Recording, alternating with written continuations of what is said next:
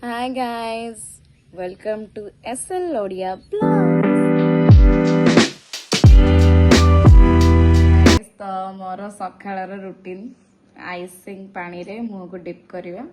ତ ଆପଣମାନେ ଜାଣିଥିବେ ଆଇସିଂ ପାଣିରେ ଫେସ୍ ଡିପ୍ କଲେ କେତେ କ'ଣ ବେନିଫିଟ୍। ଯଦି ଜାଣିନାହାନ୍ତି ମୁଁ ଏହା ପରେ ଆପଣମାନଙ୍କୁ ବେନିଫିଟ୍ ବି ବତେଇ ଦେବି। ତ ଚାଲନ୍ତୁ ଆଜିର ଫାଷ୍ଟ ରୁଟିନ୍ ଷ୍ଟାର୍ଟ କରିବା।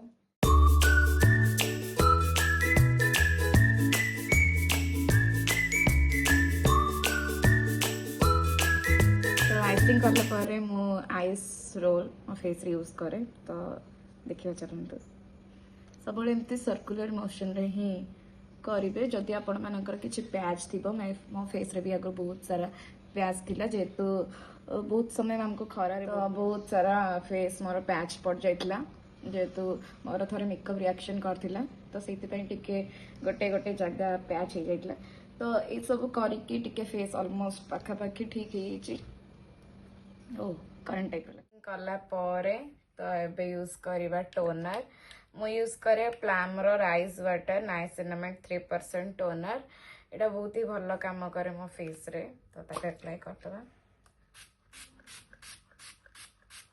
तो मो टोनर यूज कर सरची तो एबे यूज करबा मॉइस्चराइजर तो मु यूज करे पिलग्रिम रो Korean rice water hydra glow moisturiser तो ओपन करबा को अरे तो ता टेक्सचर किसी एमती तो चल यूज करें देखिपे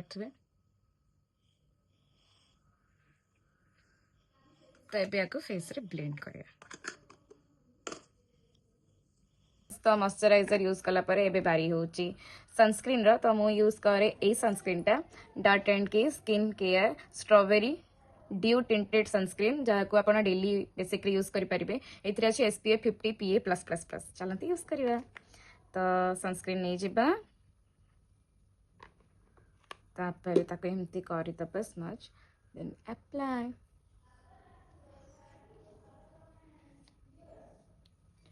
सनस्क्रीन यूज करला पर एबे लिप बाम यूज करिवा एटा होची Himalaya strawberry shine lip balm चलंती यूज करिवा तो तार टेक्सचर किछि एमती अछि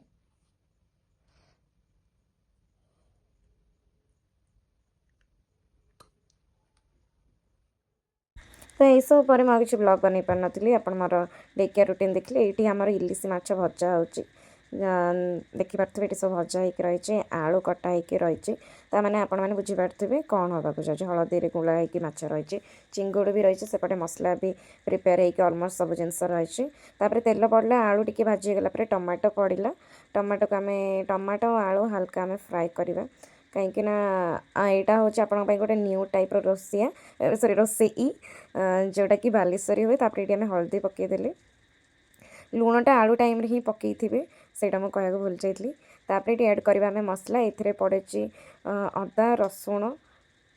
हल्का टी जीरा सब पेस्ट हो आपण मैंने एमती थे माछ बनई खातु इलिश माछ हो कि स्पेशली आउ जो भी माछ हो बहुत ही टेस्टी लगे मत तो स्पेशली बहुत ही बढ़िया लगे एमती माछ तरकारी कले ही तो से हल्का टी पानी देदेबा पानी देकी हल्का टिके मसलाटा को कषा जेहेतु मसलाटा सबुठ मेन है मसला कषा दरकार जो थी कि रसुण अदा स्मेलटा कटि जाए तो देखिपे मसला पटे एपटे चिंगुड़ी प्रिपेयर एपटे माछ भजा प्रिपेयर तापर यही टाइम ही पकेवा आम रेड चिली पाउडर एवरेस्ट तीखा लाल आम पकईला मम्मी तापर यहीटा भी सेमती यहाँ रेड चिली पाउडर से तीखा लाल पाउडर बोलते तो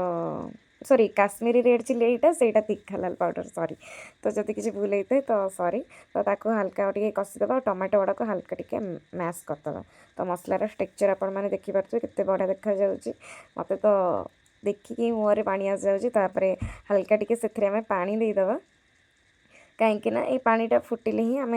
माछ पकईवा देखिपे केते बढ़िया देखा देखते ये पानी फुटीगला तापर आम माछ सब पकईदे भितर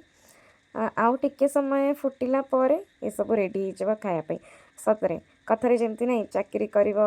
पुलिस माछ खाइब इलिश माछ खाइब इलिश चाकरी कर पुलिस दीटाक सेम कथा तो इलिश माछ बहुत ही टेस्टी लगे जेहेतु आम बालेश्वर रोचु सोरे रोचु बालेश्वरिया आम माछ आमको बहुत इजिली मिल जाए और बहुत फ्रेश माछ बहुत वेराइटी माछ मिल जाए तो देखिए ये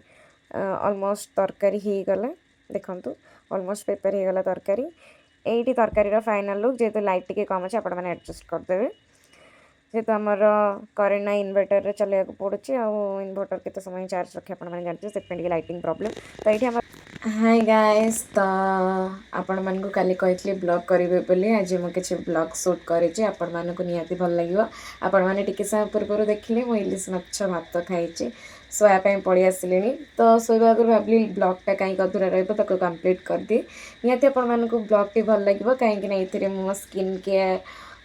किछि किछि लाइफस्टाइल वीडियो केमती मो सका कौन कौन करे से सब आपण मानक शेयर कर निश्चित भल लगे जेहेतु आमर एपटे पाग भल रोनी से टोटाल गोटे दिन ब्लॉग मु करें अंधार रोचे लाइटिंग प्रॉब्लम रोचे एबे भी टिलना एबे पर्यंत भी बहुत जोर वर्षा होची जदि आपण माने स्वर रे बिलोंग्स करथांती तो आपण माने निहाती जानि परिबे तो या मु जानि जे आपण माने मते बुझी परिबे तो आपण के ब्लॉग टी निश्चय भल लगे जदि भल लगे आपण लाइक करेंगे शेयर करेंगे सब्सक्राइब करेंगे आदि किसी कमी थी तो आप कमेंट रे निश्चय जनइबे मुझे से सब सुधार को चेष्टा करी आपण मान कमेंट रिप्लाई भी देवी तो से पर्यंत काली पर्यंत आपण मैंने विदाय दिंतु bye good night take care.